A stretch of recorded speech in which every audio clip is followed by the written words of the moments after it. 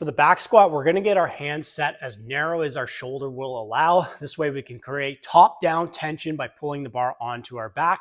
So once we have our hands set, we're going to pull ourselves under the bar with both arms.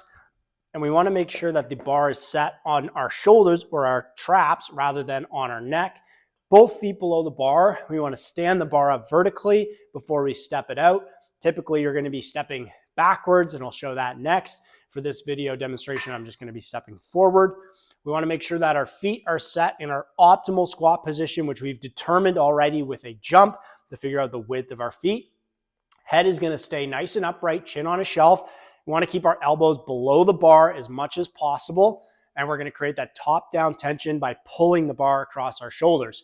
We want to break at the knees and the hips at the same time so that we can stay as upright as possible and sit as low as you can before driving through the heel, midfoot, and big toe to stand back up on into the top position.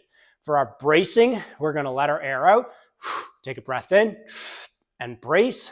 Now pull the bar down, break at the knee and the hip, sit into the heels, make sure that we're not rocking into the toes before we drive our legs down and stand back up into that top position.